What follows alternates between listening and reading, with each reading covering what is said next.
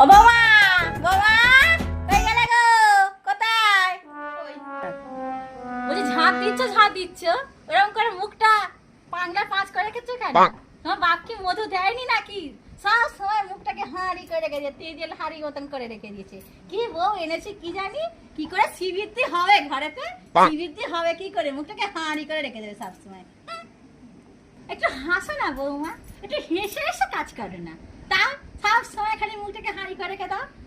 একটু হাসতে পারো না?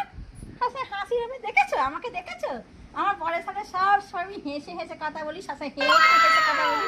ওটা হেসে হেসে কথা বলো না, বলো। ঠিক আছে মা, এবার থেকে সবকিছুতে হাসবো। আর আমার বাবার ঘরে মধু নেই, আপনি তো একটু মধু দিয়ে আসতে পারতেন। যদি আপনাদের এখানে মধুর ভান্ডার আছে, আপনাদের ছেলেদের মুখে সবসময় মধু টোপছে, একটু তো ধরে দিয়ে আসতে পারতেন, তাহলে একটু হাসতাম সবসময়। ঠিক আছে, আপনার কথাই হবে, আপনার বাড়িতে এসে পড়েছি, এবার হাসতেই থাকবো সবকিছুর জন্য। ঠিক আছে? ও বৌমা, কি? একটু চা নিয়ে আসো।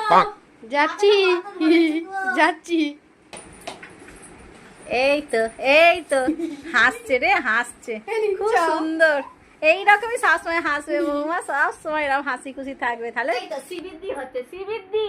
খুব সুন্দর চা হয়েছে বৌমা, খুব সুন্দর হয়েছে। গো যাই মা। বাবা, পাড়া ঘুরে এসে এত গরম হচ্ছে, তাও বৌমা এক গ্লাস জল। এই তো আমার লক্ষ্মী বৌমা গো, সব সময় শ্রীবৃদ্ধি। এই তো সব সময় হাসছে, কি সুন্দর হাসি, কি সুন্দর, আমার খুব ভালো লাগছে বৌমা। কি বৌমা, কি হয়েছে? কি হয়েছে? অত হাসছে কেন? পটল লেগে চলে গেছে। কি বলছো?